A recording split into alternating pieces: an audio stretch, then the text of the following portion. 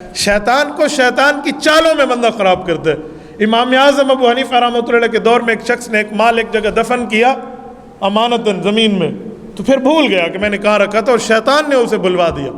یہ شخص حضرت امام اعظم ابو حنیفہ رحمۃ اللہ کے پاس آئے۔ امام صاحب صحابہ کے شاگرد تھے رضی اللہ عنہم، اور ان سے پڑھا تھا، تجربہ انہیں صحابہ کرام سے حاصل ہوا تھا۔ تو امام صاحب رحمۃ اللہ علیہ نے اس کی باتیں سمجھی، اس کے معاملات سمجھے، اس کو دیکھا تو کہا ٹھیک ہے، ایک علاج میں بتاتا ہوں، اس پہ عمل کر لو، امید ہے اللہ تعالیٰ ضرور انشاءاللہ آپ کے اوپر کرم فرمائیں گے۔ انہوں نے کہا جی مجھے بتا دیں، میں نے تو اتنی اشرفیوں کے تھیلے وہاں چھپا دیے تھے۔ تو انہوں نے کہا جو بندہ ایک رات میں 100 رکعت نماز نفل پڑھتا ہے نا، تو اس کو بھولا ہوا مال یاد آ جاتا ہے۔ اس نے کہا اچھا، امام صاحب نے اسے علاج بتایا نا، اس نے رات میں جا کر 100 رکعت کی نیت کی، اور امام صاحب نے جاتے ہوئے یہ بھی فرمایا کہ مال یاد آ جائے گا تجھے انشاءاللہ، 100 پورے کر لینا۔ ابھی 6 رکعت کی نیت نہیں کی تھی کہ وہ مال یاد آ گیا، تو اگو 94 کہیں پڑھنے، تو اس نے اسی وقت اپنی سواری اٹھائی اور اس جگہ جا کے کھودا تو اسے گما ہوا مال مل گیا۔ اب جب مال مل جائے، ہمت بھی ختم، طاقت بھی ختم، ارادہ بھی ختم، اس نے کوئی نہیں پڑھا۔ اس نے کہا پڑھنے تو نفل ہی ہے، نہ پڑھو ٹھیک ہے، نہ پڑھو ٹھیک ہے، کوئی فرض تھوڑے تھے، یہ منت میں نے تھوڑی مانی تھی، بس میں کو مال ملنا ہی مل گیا۔ کچھ دنوں بعد امام صاحب سے ملاقات، امام سے پوچھا بھائی آپ نے بتایا نہیں تھا؟ کہا جی الحمدللہ اللہ آپ کا بھلا کرے، وہ مال مجھے مل گیا تھا۔ تو کہا اچھا اللہ نے دیکھو میں نے تمہیں اچھی ترتیب بتائی تھی، شیطان ایسے بلا دیتا ہے، تو ماشاءاللہ پھر آپ نے نمازیں تو پوری کی ہوں گی۔ اور نے کہا نہیں جی بندہ بڑا کمزور ہے، بس 6 رکعت بعد مجھے یاد آ گیا تھا، تو میں نے تو آگے پورا نہیں کیا۔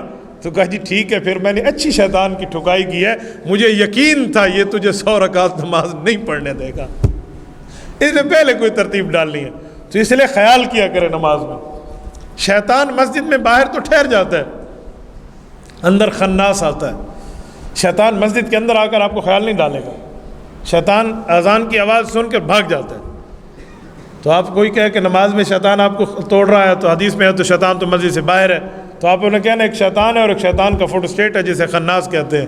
سورۃ نمبر 114 سورۃ ناس میں اللہ نے اس کا ذکر کیا ہے، من شر الوسواس الخناس الذی یوسوس فی صدور الناس من الجنۃ والناس۔ فرمایا خناس کے شر سے پناہ مانگو، جس کی ڈیوٹی یوسوس فی صدور الناس، یہ لوگوں کے دلوں میں وسوسہ ڈالتا ہے، اور یہ جن ہے یا انسان ہے؟ کا من الجنۃ والناس، یہ انسانوں میں بھی ہو سکتا ہے اور جنات میں بھی سے ہو سکتا ہے۔ جو آپ کے عقیدے میں، عمل میں، نظریہ میں، دین میں شبہ ڈالے اور آپ کو پریشان کر دے کہ یار میں یہ کروں یا یہ کروں، کوئی نیا مسئلہ لے کر آپ کو بتائے کہ بندہ کہے جو آج تک 1400 سال کی امت تھی گمراہ تھی، اے مولوی صاحب نواں مسئلہ کٹ کے کھڑا ہے، تو قرآن کریم نے پہلے نشاندہی کر دی ہے من الجنۃ والناس، ایسا خناس انسانوں میں سے بھی ہو سکتا ہے اور جنات میں سے بھی ہو سکتا ہے۔ تو اس لیے خناس تو مسجد آ سکتا ہے نا، تو اسی لیے خناس سے بھی بچنا چاہیے اور شیطان سے بھی بچنا چاہیے۔ اس کی مثال سمجھنی ہو نا تو ہیڈ کوارٹر اور ہیڈ کوارٹر کے لگے ہوئے بوسٹر کو سمجھیے۔ دیکھو ہیڈ کوارٹر ہمارے جیب میں موبائلز موجود ہیں، بہت دور ہیں ان کے جہاں سے سگنل بھیجے جا رہے ہیں، لیکن وہ سگنل کہیں جا کر ویک ہو جاتے ہیں، کمزور ہو جاتے ہیں۔ آگے اس سگنل کے ٹرانسفریشن کے لیے کیا کرتے ہیں؟ کھمبے لگاتے ہیں، بوسٹر لگاتے ہیں، بھی یہ آگے اس کے سگنل لے جائیں گے۔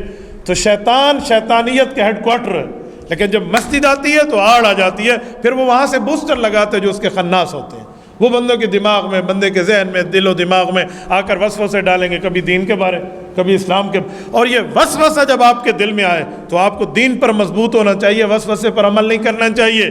ایک صحابی آئے اللہ کے رسول کے دربار میں، مشکات جلد اول کتاب الایمان کی روایت ہے، اس نے آ کر عرض کیا یا رسول اللہ میرے دل میں ایسے وسوسے شیطان ڈالتا ہے آپ کے بارے میں، اللہ کے بارے میں، قرآن کے بارے میں، اسلام دین اور شریعت کے بارے میں۔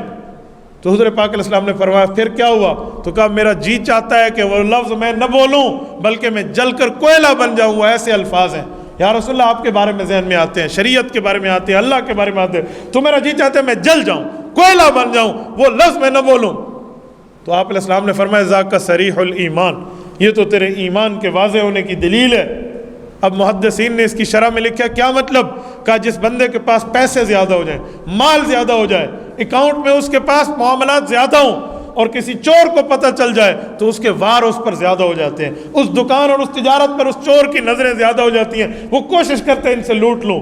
کہا اسی طرح جب ایمان سینے میں بڑھ رہا ہوتا ہے، ایمان کی طاقت مضبوط ہو رہی ہوتی ہے، تو شیطان اور خناس کی ترتیب ہوتی ہے کہ اس کے ایمان کو لوٹوں، اس کے اندر وسوسہ ڈالوں، اس کے اندر شریعت کے خلاف باتیں ڈالوں، معاملات ڈالوں، تاکہ جبلا کہے اور اس کا ایمان میں لے کر اڑ جاؤں۔ تو یہ ایمان کی نشانی ہے. پھر اس کا حل کیا ہے؟ دل میں آتا ہے، ایک نہیں 1000 بار آئے، 1000 نہیں 1,00,000 بار آئے وہ خیال، آپ اپنی زبان پہ مت لائیے، اپنے عمل میں نہیں لائیے، کوئی گناہ نہیں ہے آپ کو. دل میں آیا نا، آتے رہو. تبارك الذي نزل الفرقان على عبده ليكون للعالمين نذيرا.